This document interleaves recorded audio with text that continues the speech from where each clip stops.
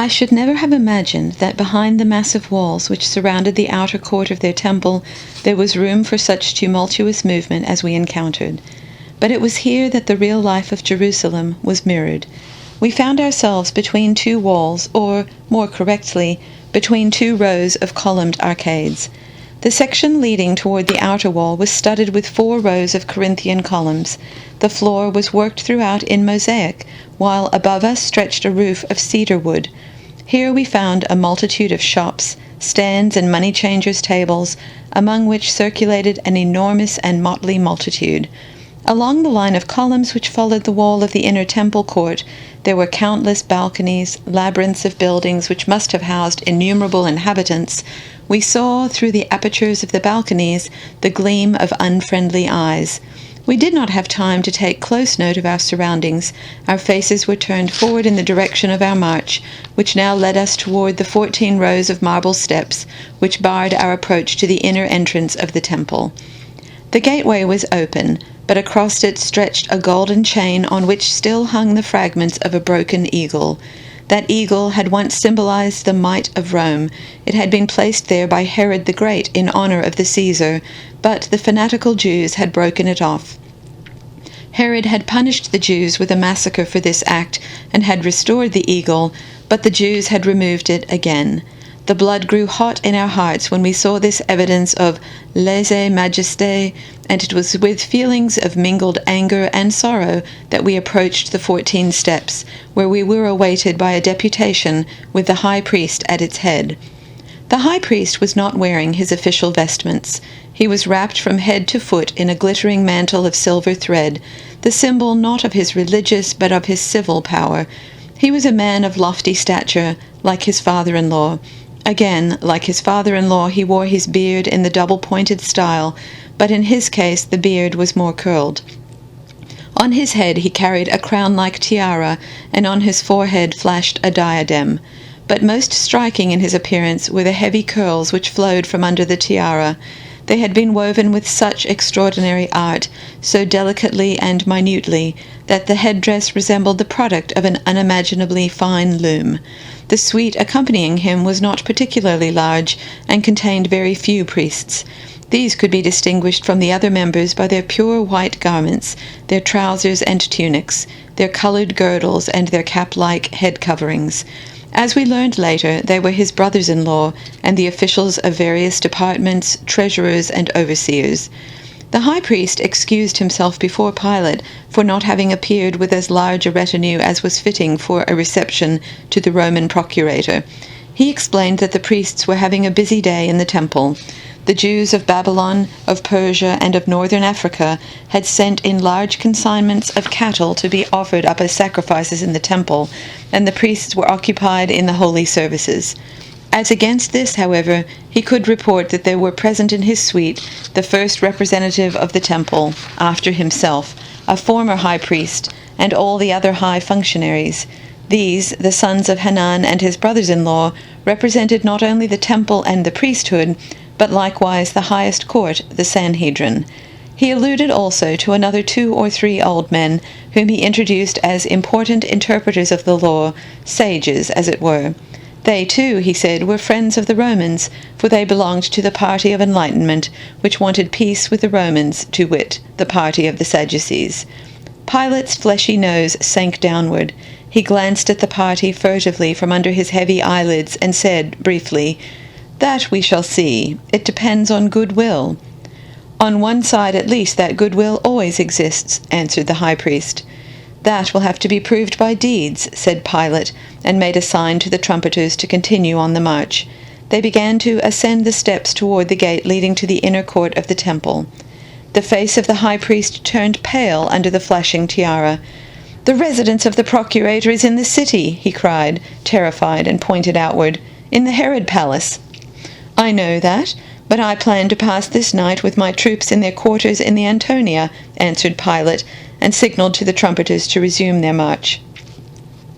Suddenly there came a wild pealing from the ram's horns of the sentinels posted in the balconies about the gate, and the 2 massive gold-covered doors swung to from within. We were shut out. The high priest, pale as death, his eyes glittering like the blade of a sword, stood in the middle of the closed gate, and, without uttering a word, pointed to the 2 bronze tablets in the wall on either side of the gate. On these appeared, in Greek and Latin, the following inscription: "Beyond this point none of the uncircumcised may pass under penalty of death." "Ah, yes," said Pilate, and I observed the trembling in his thick lower lip, while an angry colour mounted his face. I had almost forgotten, and yet, if I am not mistaken, Romans have passed under that gate. I should like to know how Pompey captured the temple, undeterred by those inscriptions.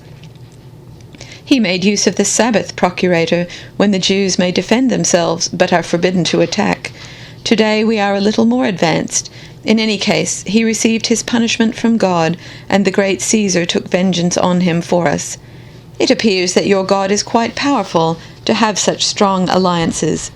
All the greatest men of Rome, with mighty Caesar at their head, and it is our hope that the new procurator of Judea will be among them," said the high priest with a disarming smile.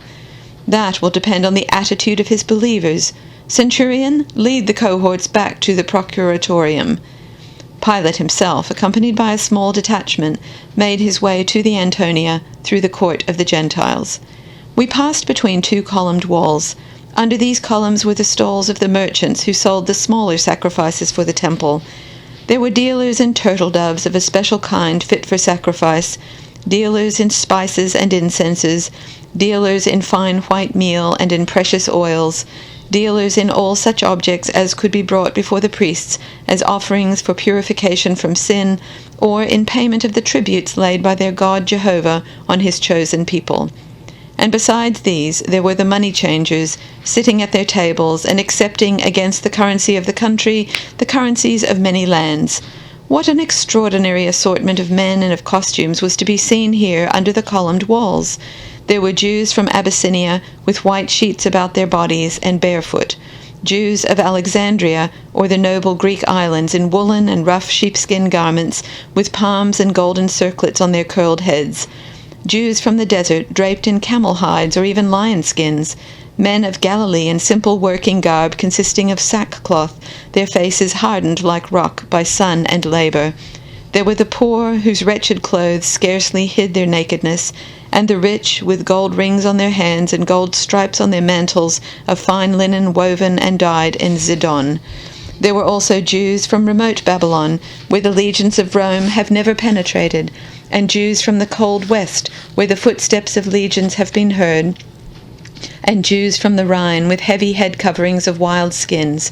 I did not know, until I saw this vast diversity of faces and costumes in the court of the Gentiles, that the Jews were so widely scattered throughout the Roman Empire and beyond its borders. I became convinced of the wisdom of Cicero, who warned us against the evil influence of this people, which fills all the markets of East and West, and has footholds in all the known and unknown lands. I must confess that when I gazed on the multicolored crowds, the riot of costumes, the varieties of racial shadings which swarmed through the gates of Judea's temple, I began to appreciate the foresight of the Roman rulers, who had always exerted themselves to remain on friendly terms with the Jews, had respected their religious cult, and had accorded them special privileges. A people so diffused throughout the world, able everywhere to exert influence, must enter into the calculations of every ruler. I paid close attention to the people and to the commerce with which went on about the temple. I knew that I should long continue to have dealings with them. I could not help being impressed by the religious ecstasy which they manifested even in this place, outside the temple wall, as they made their purchases for their little sacrifices. I noticed with what infinite care they examined the doves, choosing the sleekest, the richest in feathers, the most perfect in appearance. I noticed with what rejoicing they exchanged their good gold for precious oils and essences, compounded of the most exotic incense plants, and for the fine white meal. It was as though they were choosing gifts for a beloved, or a present for a mighty ruler whose favour they sought. Not at all as though these tenderly chosen objects were to be dedicated to some imaginary deity whom none of them had ever seen, and to whom no artist had yet given eternal form in marble or bronze. As far as I could make out, their religious service actually began there and then with the purchase of their sacrifices. They did not bestow a glance on our cohorts, marching through their midst. They did not manifest the slightest interest in their new procurator being carried past in his litter. They were too deeply absorbed in the purchases they were making for their God. I observed one poor woman, whose only dress was a covering of sackcloth through which showed glimpses of her skin. She was engaged in purchasing, it must have been with the last of her money, 2 turtle-doves, and when she had obtained possession of them, she kissed them, she pressed them to her bosom, she caressed them, she murmured to them with an expression of such extreme piety that she seemed to be entrusting them with a message which they were to deliver into the ear of her God. I saw a broad-shouldered and powerful man holding in timid and tender fingers a twig of incense. He seemed to be afraid of crushing it. He gazed on it with imploring eyes, as if the plant had the magic power to lift off his shoulders the burden of sin which crushed him. I saw youngsters hurrying by with pans of white meal and cruses of oil. There was a universal and happy absorption in the service of the temple, and no one had a glance to spare for the man who had been sent from the center of the empire to wield over them the power of life and death. Deprived as we were of the emblems of our legions, of our eagles and shields, we did not look like a Roman legion marching through a city subject to Rome, like the entourage of a procurator sent out to govern a province, but like a loose band of wandering mercenaries in the camp of a foreign army. I looked from time to time at Pilate lying in his open litter, and I saw that his heavy face and thick neck were flushed with blood, that the veins on his temples stood out and throbbed. His will rebelled. He was brooding on revenge, but his patience seemed to cost him so much effort that I feared he would have a stroke of apoplexy. At one point we came upon a large crowd gathered before a speaker, no doubt a teacher or interpreter of the law, who stood leaning against a pillar under the wooden roof of a shop and addressed himself to the assembled. So absorbed were they in his words that they did not hear the sound of the trumpets which heralded our coming. Either that, or else they deliberately ignored us and did not get out of our way. It was as well that we were not accompanied at this point by our German cavalry. A couple of our legionaries sprang from the ranks, and with the points of their broadswords reminded the Jews of the presence of the imperial representative. They simply scattered the mob and opened up a way for the litter and its cortege. Looking again at Pilate, I could see that he was no longer red with anger. He had turned almost blue, but soon the flame of his rage died down. The promising glitter of gold soothed his fiery mood. We were marching along the eastern side of the court of the Gentiles when we came suddenly upon a gate which made us open our eyes with speechless amazement. We had heard a great deal concerning the immeasurable opulence of the temple, but the sight of a huge gate of solid Corinthian bronze staggered us. This was the entry to the court of the women, which was densely crowded, for access was afforded here to Gentile as well as Jewish women. The gate had been left open, whether by inadvertence or not I could not tell, and scarcely had we taken in the sight of this incredible mass of Corinthian bronze when we caught, from the other side of the court of the women, a blinding glare of gold. We saw not a gate, but an enormous tower, covered with gold, leading from the court of the women into the inner temple. As we learned later, this was in fact the beautiful gate, of which we had heard even in Rome, a gift to the temple from just one rich Jew of Jerusalem. Above that tower gate hung a huge golden cluster of grapes, the emblem of the Jews. But the quick glimpse which we obtained of the glories beyond that gate was beyond all our imaginings. The temple was built in the form of a pyramid. There was an ascent of high steps from one hall to the other, and the inmost temple stood like a mountain of gold on a lofty marble platform. Whichever way we looked, gold, always gold, flashing in the light of the afternoon sun. Our eyes watered with weariness, astonishment, and appetite. But soon the alarm sounded, blown on huge ram's horns by the sentinels on the outlook posts, and the huge bronze doors swung to before our eyes.